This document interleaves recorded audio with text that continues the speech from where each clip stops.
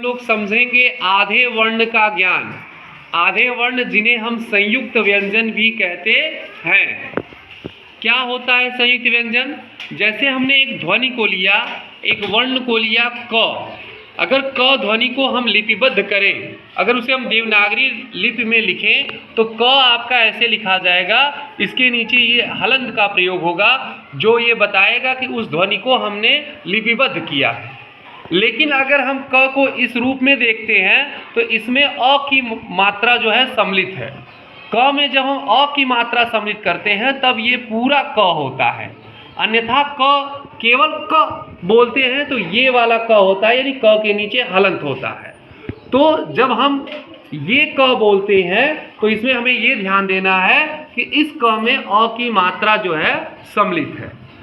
ऐसे ही आगे जो है जब क में आ की मात्रा सम्मिलित करते हैं तो ये हो जाता है का। अब एक वर्ण में दो मात्राएं नहीं लग सकती।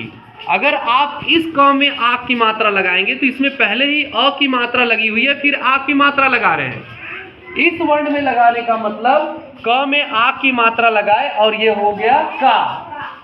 ये क्या हो गया? का। अब क में ई की मात्रा लगाए, ई। क में ई की मात्रा लगाए तो ये हो गया की। क में ई की मात्रा लगाए तो क्या हो गया? की। ये जो क आधा अक्षर है इसमें वर्ण है, इस आधे अक्षर में हलंत लगा है, ये वर्ण है। वर्ण क्या है? वर्ण उसे कहते हैं जो हम बोल रहे हैं, जो ध्वनि निकाल रहे हैं, उसको जब हम लिपिबद्ध कर लेते हैं, जब हम चिन्हों में निरूपित करते हैं तो उसे हम वर्ण कहते हैं। उसे हम वर्ण कहते हैं। तो इस क में ई की मात्रा लगाई, ये हो गया की। अब इस क में ई की मात्रा लगाए, ई जिसे आप बड़ी ई कहते हैं, तो ये हो गया की। यहाँ पे हम जल्दी से बोलते हैं की, और ये क में बड़ी ई की मात्रा लगाई, ये हो गया की। तो आपने ये देखा कि ये जो क के नीचे हलंत लगा हुआ ये वर्ण है, यानी जो ध्वनि उच्चारित की गई, जो ध्वनि बोली गई, उसको जो हम लिपि में चिन्हों में निरूपित कर रहे हैं तो ये है क, जिसमें हलंत का प्रयोग हुआ है। और जब इसमें ई की मात्रा लगा रहे हैं तो ये हो जा रहा है की। अब इसी प्रकार क में ऊ की मात्रा लगा रहे हैं तो क्या हो जा रहा है? कु। कु। इसे जल्दी से बोलेंगे कु। और क में ऊ की मात्रा लगा रहे हैं तो ये हो रहा है कू। फिर क में हम जब री की मात्रा लगा रहे हैं तो ये हो जा रहा है क्री। क में री की मात्रा लगा रहे हैं, क्या हो जा रहा है? क्री। री की मात्रा लगा रहे हैं तो ये क्री हो जा रहा है। क में ए की मात्रा लगा रहे हैं तो क्या हो रहा है? ये की। और क में ऐ की मात्रा लगा रहे हैं तो क्या हो रहा है? ये कै। क में ओ की मात्रा लगा रहे हैं तो क्या हो रहा है? और क में अ की मात्रा लगा रहे हैं तो क्या हो रहा है? क में अंग की मात्रा लगा रहे हैं तो क्या हो रहा है? कम। और क में अह की मात्रा लगा रहे हैं तो क्या हो रहा है? क। अब क में जो अंग की मात्रा लगा है, ऊपर जो बिंदी लगी, उसे हम अनुस्वार बोलते हैं। उसे क्या बोलते हैं? और क में अह की मात्रा लगी है जो, ये इसे हम विसर्ग कहते हैं। क्या कहते हैं? विसर्ग। ये हमने इसलिए समझाया कि जो हमारा आज का टॉपिक है वो है आधे वर्ण का ज्ञान, जिसे हम संयुक्त व्यंजन कहते हैं। देखिए, हम समझाना में ये था कि जो संयुक्त व्यंजन है हमारे हिंदी वर्णमाला में वो है 4। जैसे ये है छ। ये किससे मिलकर बनता है? ये क और मूर्धन्य स से मिलकर बनता है, तो ये बनता है छ। और इसमें अभी कोई मात्रा नहीं लगाई गई है। इसीलिए जब हम इंग्लिश में इसे लिखते हैं तो क की इंग्लिश लिखते हैं के और श की इंग्लिश लिखते हैं SH। तो चूंकि ये छ, ये क और स से मिलकर बना है, तो इसीलिए जब इसकी इंग्लिश लिखेंगे तो के और SH मिला के लिखेंगे, ये हो जाएगा KSH। तो पहला संयुक्त व्यंजन क्या हो गया? पहला संयुक्त व्यंजन हो गया छ। क्या हो गया? छ। अब जैसे इससे बना है कक्षा। क्या बना है? कक्षा। जैसे यहाँ देखिए एक शब्द है लक्ष्मी। क्या शब्द है ये? लक्ष्मी। तो ये देखिए ल की अंग्रेजी, अब मैंने पहले ही बताया था कि ल में हलंत होगा और उसमें अ की मात्रा है, तो ये क्या हो गया? LA। क्या हो गया? LA। और आधा छ का अंग्रेजी क्या हो गया? KSH। क्योंकि ये छ किससे मिलकर बना है? क और स से मिलकर बना है। तो ये हो गया LAKSH, फिर म की अंग्रेजी M और ई की मात्रा की I, ये हो गया लक्ष्मी। यहाँ बताने की कोशिश की गई है कि छ में अ की मात्रा लगी है तो KSH में ए की मात्रा लगी, तो ये क्या हो गया? KSHA। समझ में आ रही चीजें? अब अगला संयुक्त व्यंजन हम देखेंगे। अगला संयुक्त व्यंजन हमारा है त्र। अगला संयुक्त व्यंजन क्या है? त्र।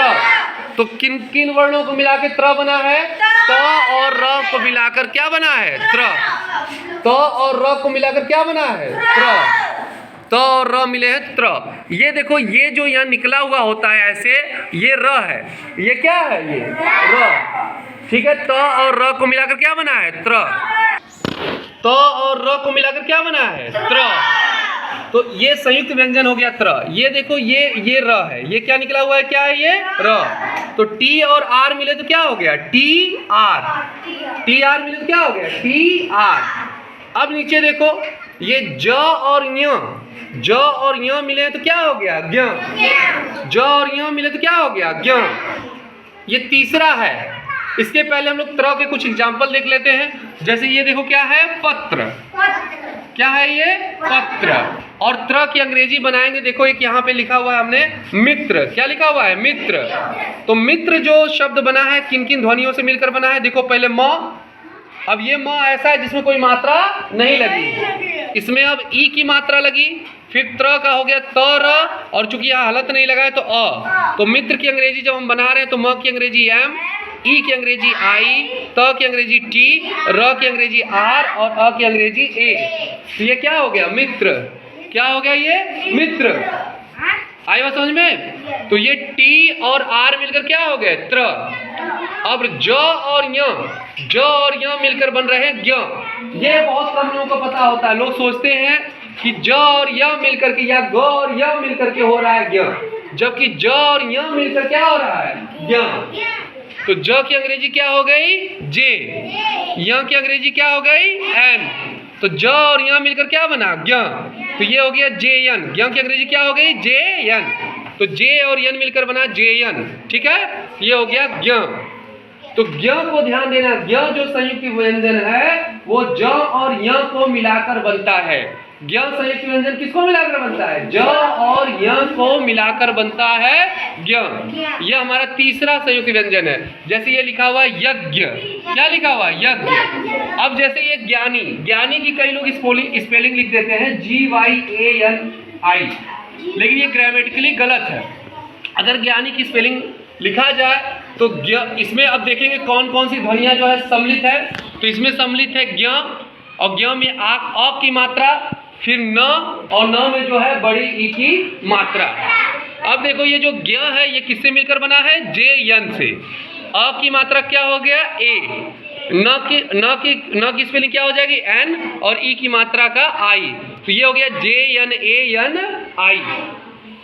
कई लोग कहेंगे बड़ी ई की मात्रा तो डबल ई होना चाहिए, तो बड़ी ई की मात्रा की जगह कभी डबल ई कभी आई लिख देते हैं। सीता की स्पेलिंग में कभी SEETA लिख देते हैं, कभी SITA लिख देते हैं। लेकिन मेन यहाँ पे जो हमारा ध्यान होना चाहिए वो ज्ञ की स्पेलिंग पे, कि ज्ञ की स्पेलिंग JN होगा सही। ठीक है, क्योंकि ज्ञ जो बना है वो दो वर्णों से मिलकर बना है, ज और य से।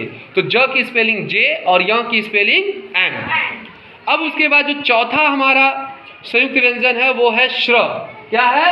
श्र। श्र जो दो वर्णों से मिलकर बना है, दो आधे अक्षरों से मिलकर बना है, वो है श और एक है र। तो ये श्र, श और र से मिलकर बना है। देखिए, त्र में मैंने कहा था कि त्र भी त और र से मिलकर बना था, और ये र है, दिखाया था ना ऐसे। जो ये स्लैंटिंग सिंबल दिख रहा है तिरछा वाला, ये क्या है? र। तो यहाँ भी देखो श्र में, ये देखो ये है यहाँ पे, है ना? श्र में दिख रहा है कि नहीं? ये तो ये क्या है? र है। तो श और र मिलकर क्या बना है? श्र। तो श की अंग्रेजी SH और र की अंग्रेजी R, तो श्र की अंग्रेजी क्या हो गई? SHR। अब जैसे श्र से एक ये शब्द है बना हुआ श्रमिक। क्या बना है? श्रमिक। जैसे हमने एक शब्द लिया है श्रम। क्या लिया है? श्रम। तो अब श्रम देखो किससे किससे मिलकर बना है? श्रम मिलकर बना है